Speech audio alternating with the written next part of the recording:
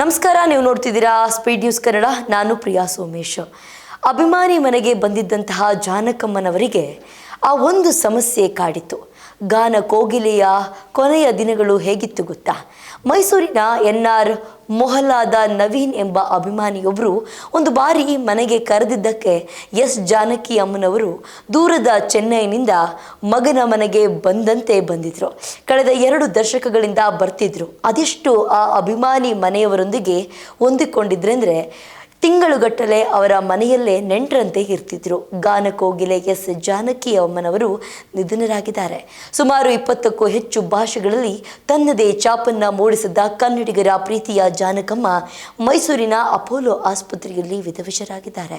48,000ಕ್ಕೂ ಹೆಚ್ಚು ಹಾಡು ಹಾಡಿದ ಕಂಠ ಇನ್ಮುಂದೆ ಮೌನವಾಗಿದೆ. 60 ವರ್ಷ ಸಂಗೀತ ಪ್ರಿಯರಿಗೆ ಗಾನ ಸುದೆ ಉಣಿಸಿದ್ದ ಗಾನ ಕೋಗಿಲೆ ಹಾಡು ನಿಲ್ಲಿಸಿದೆ. ಮಗನ ಮನೆಗೆ ಬಂದಂತೆ ಬಂದಿದ್ದ ಜಾನಕಿ ಅಮ್ಮನವರಿಗೆ ಮೈಸೂರಿನ SR ಮೊಹಲ್ಲಾದ ನವೀನ್ ಎಂಬ ಅಭಿಮಾನಿಯೊಬ್ಬರು ಒಂದು ಬಾರಿ ಮನೆಗೆ ಕರೆದಿದ್ದಕ್ಕೆ ಜಾನಕಿ ಅಮ್ಮನವರು ದೂರದ ಚೆನ್ನೈನಿಂದ ಮಗನ ಮನೆಗೆ ಬಂದಂತೆ ಬಂದಿದ್ರು. ಕಳೆದ 2 ದಶಕಗಳಿಂದ ಆ ಒಂದು ಮನೆಗೆ ಬರ್ತಿದ್ರು.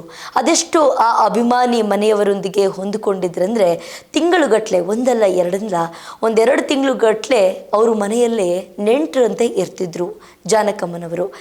ಜಾನಕಮ್ಮನವರ ಹೆಸರಿನಲ್ಲಿ ಫರ್ನಿಚರ್ ಅಂಗಡಿ ಕೂಡ ಓಪನ್ ಮಾಡಿದ್ರು. ಆ ಅಭಿಮಾನಿ ನವೀನ್ ಮೈಸೂರಿನ ಬೋಗಾದಿ ರಸ್ತೆಯಲ್ಲಿ ಜಾನಕಮ್ಮನ ಹೆಸರಿನಲ್ಲಿ ಫರ್ನಿಚರ್ ಅಂಗಡಿಯನ್ನು ಕೂಡ ಇಟ್ಕೊಂಡಿದ್ರು. ಅಲ್ಲೇ ಸಮೀಪ ನವೀನ್ ತೋಟ ಕೂಡ ಇದೆ. ಅಲ್ಲೇ ಈಗ ಜಾನಕಮ್ಮನವರ ಅಂತ್ಯಕ್ರಿಯೆ ಕೂಡ ನಡೀತಾ ಇದೆ. ಹೀಗೆ ಆ ಮೈಸೂರಿನ ಅಭಿಮಾನಿ ನವೀನ್ ಮನೆಯಲ್ಲಿ ಇತ್ತೀಚೆಗೆ ಜಾನಕಮ್ಮನವರು ಬಂದು ಇರುವಾಗಲೇ ಅವರ ಕಾಲಿಗೆ ಆದಂತಹ ಗಾಯ ಗ್ಯಾಂಗ್ರೀನ್ ರೂಪ ಕೂಡ ತಾಳಿ ಚಿಕಿತ್ಸೆಯನ್ನ ಪಡಿತಾ ಇದ್ರು. ದೇಹಾರೋಗ್ಯದಲ್ಲಿ ಅಸ್ವಸ್ಥತೆ ಕಾಣಿಸಿಕೊಂಡಿದ್ರಿಂದ ಇವತ್ತು ಬೆಳಗ್ಗೆ ಮೈಸೂರಿನ ಅಪೋಲೋ ಆಸ್ಪತ್ರೆಯಲ್ಲಿ ದಾಖಲಿಸಿದ್ರು. ಚಿಕಿತ್ಸೆ ಫಲಕಾರಿಯಾಗದೆ ನಿಧನರಾಗಿದ್ದಾರೆ. ಜಾನಕಿ ಅಮ್ಮನವರ ಮೊಮ್ಮಗಳಿಂದ ಅಂತ್ಯ ಸಂಸ್ಕಾರ ನಡೀತಾ ಇದೆ. ಜಾನಕಿ ಮಗನ ಮಗಳು ಅಪ್ಸರಾ ಅವರು ಜಾನಕಿ ಅವರ ಅಂತ್ಯ ಸಂಸ್ಕಾರವನ್ನು ನೆರವೇರಿಸಲಿದ್ದಾರೆ ಎಂಬ ಮಾಹಿತಿ ಕೂಡ ಲಭ್ಯವಾಗ್ತಾ ಇದೆ.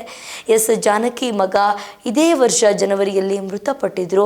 ಹೀಗಾಗಿ ಮಗನ ಮಗಳಾದಂತಹ ಅಪ್ಸರಾಳಿಂದ ತೆಲುಗು ಬ್ರಾಹ್ಮಣ ಸಂಪ್ರದಾಯದಂತೆ ಅಂತ್ಯ ಸಂಸ್ಕಾರ ನಡೆಯಲಿದೆ ಎಂದು ಕುಟುಂಬದ ಮೂಲಗಳಿಂದ ಒಂದಷ್ಟು ಕಡೆಗಳಿಂದ ಮಾಹಿತಿ ಕೂಡ ಲಭ್ಯವಾಗಿದೆ. ಉಪರಾಷ್ಟ್ರಪತಿ CP ರಾಧಾಕೃಷ್ಣನ್ ಸಂತಾಪವನ್ನು ಕೂಡ ಸೂಚಿಸಿದ್ದಾರೆ.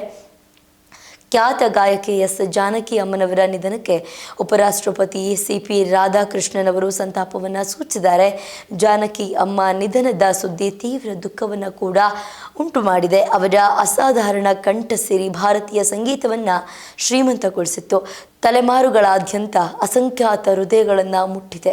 ಕನ್ನಡ, ತಮಿಳು, ತೆಲುಗು, ಮಲಯಾಳಂ, ಹಿಂದಿ ಸೇರಿದಂತೆ ಹಲವು ಭಾಷೆಗಳಲ್ಲಿ ಸಾವಿರಾರು ಹಾಡುಗಳ ಮೂಲಕ ಪ್ರೇಕ್ಷಕರನ್ನ ಮಂತ್ರ ಮುಗ್ಧರನ್ನಾಗಿಸಿದ್ರು. ಶಾಸ್ತ್ರೀಯ, ಭಕ್ತಿಗೀತೆ ಮತ್ತು ಜಾನಪದ ಸಂಯೋಜನೆಗಳ ಮೇಲೆ ಸಮಾನ ಹಿಡಿತವನ್ನು ಸಾಧಿಸಿದ್ರು. ಭಾರತೀಯ ಸಂಗೀತಕ್ಕೆ ನೀಡಿದ ಕೊಡುಗೆ ಅಪಾರವಾಗಿತ್ತು. ಜಾನಕಿ ಅವರು ತಾವು ಹಾಡಿದಂತಹ ಪ್ರತಿಯೊಂದು ಪ್ರಕಾರದಲ್ಲೂ ಅಳಿಸಲಾಗದ ಛಾಪನ್ನು ಮೂಡಿಸಿದ್ದಾರೆ. ಅವರ ಹಾಡುಗಳು ಭಾಷೆ ಮತ್ತು ಪ್ರಾದೇಶಿಕ ಗಡಿಗಳನ್ನು ಮೀರಿ ಲಕ್ಷಾಂತರ ಜನರನ್ನ ಒಂದುಗೂಡಿಸಿದ್ವು. ಸಂಗೀತ ಲೋಕ ಹಾಗೂ ದೇಶದ ಕಲಾತ್ಮಕ ಪರಂಪರೆಗೆ ತುಂಬಲಾರದ ನಷ್ಟ ಕೂಡವಾಗಿದೆ. ಭಾರತೀಯ ಸಂಗೀತಕ್ಕೆ ನೀಡಿದಂತಹ ಕೊಡುಗೆ ಅಪಾರವಾಗಿದೆ. ಕಲಾವಿದರು ಮತ್ತು ಸಂಗೀತ ಪ್ರೇಮಿಗಳು ಎಂದೆಂದಿಗೂ ಸ್ಫೂರ್ತಿ. ಅವರ ಕುಟುಂಬಸ್ಥರು, ಅಭಿಮಾನಿಗಳು ಮತ್ತು ಇಡೀ ಸಂಗೀತ ಲೋಕಕ್ಕೆ ನನ್ನ ಹೃತ್ಪೂರ್ವಕ ಸಂತಾಪಗಳು ಅಂತ ಒಂದಷ್ಟು ಜನ ಅಲ್ಲಿ ತಿಳಿಸ್ತಾ ಇದ್ದಾರೆ. ಅವರ ಆತ್ಮಕ್ಕೆ ಶಾಂತಿ ಸಿಗಲಿ, ಓಂ ಶಾಂತಿ ಎಂದು ಉಪರಾಷ್ಟ್ರಪತಿ CP ರಾಧಾಕೃಷ್ಣನ್ ಕೂಡ ಸಂತಾಪವನ್ನು ಸೂಚಿಸಿದ್ದಾರೆ. ಇದು ತುಂಬಲಾರದ ನಷ್ಟ ಅಂತಲೇ ಹೇಳಬಹುದು. ಇದಾಗಿತ್ತು ಇವತ್ತಿನ ವಿಶೇಷ. ನೋಡ್ತಾ ಇರಿ ಸ್ಪೀಡ್ ನ್ಯೂಸ್ ಕನ್ನಡ. ಸುದ್ದಿ ನಿಮ್ಮದು, ವೇಗ ನಮ್ಮದು.